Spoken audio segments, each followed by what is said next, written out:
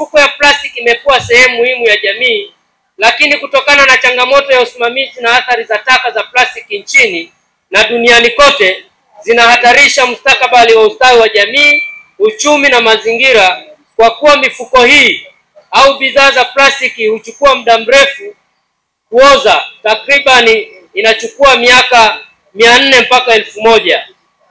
Mheshimiwa mgeni rasmi, katika kuadhimisha kilele cha siku ya mazingira duniani, ilitanguliwa na wiki la siku ya mazingira duniani.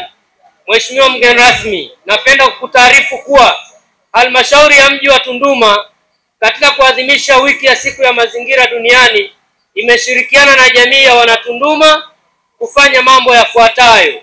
Moja, Mheshimiwa mgeni rasmi, moja ni kutoa elimu, kuhamasisha jamii na kufanya usafi wa mazingira kuanzia ngazi ya kaya na maeneo mbalimbali ya biashara yakiwemo masoko.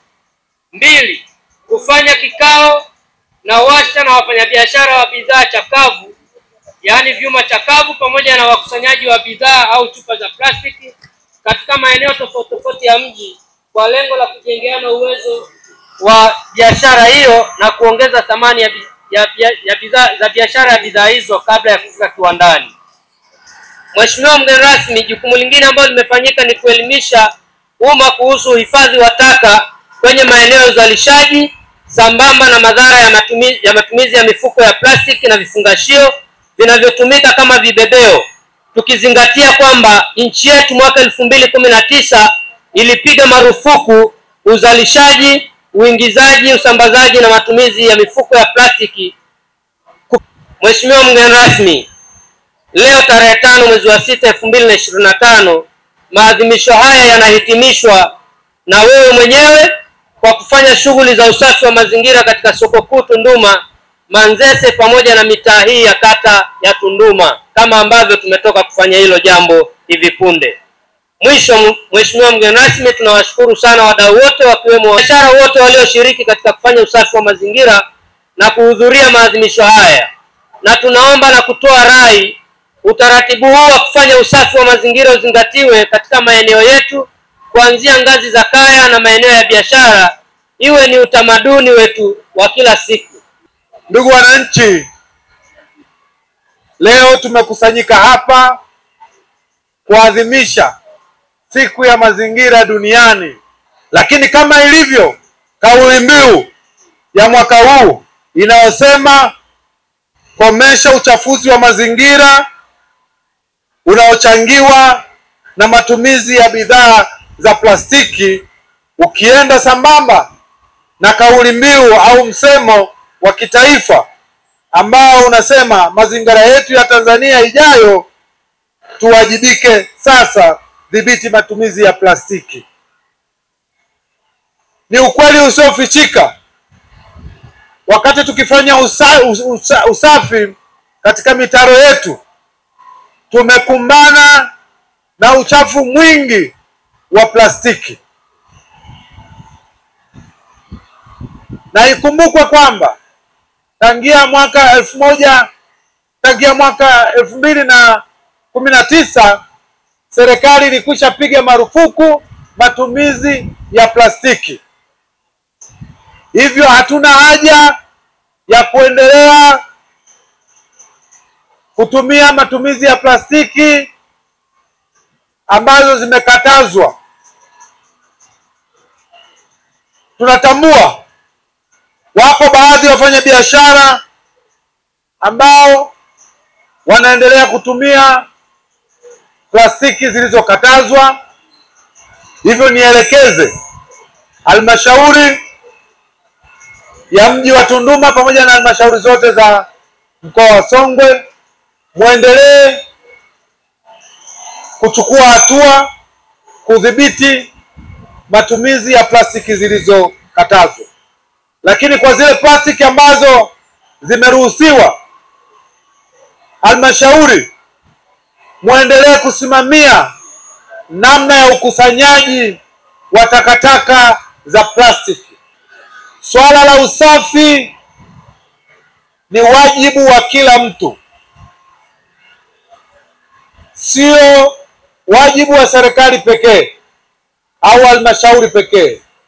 kila mmoja mahala anapoishi, mahala anapofanyia biashara, anawajibika moja kwa moja kuhakikisha maeneo yake yanatunzwa kwa kusafisha mazingira.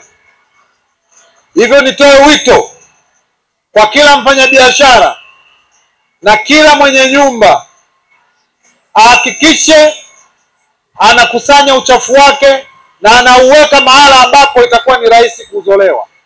Leo hii tumeshuhudia mbele ya maduka kumekuwa na uchafu mwingi chini ya mitaro, na zoezi hili tulilofanya, ninawaagiza halmashauri ya mji wa Tunduma liwe endelevu. Kila mwisho wa mwezi tutenge siku ya kuja kufanya usafi na wananchi katika maeneo mbalimbali. Tutakuwa tunazunguka kila kata, lakini iwe ni siku ya kufanya usafi wa mazingira. Niwaelekeze tena halmashauri mshirikiane na wadau wengine mbalimbali ambao wamegeuza takataka za plastiki kuwa bidhaa.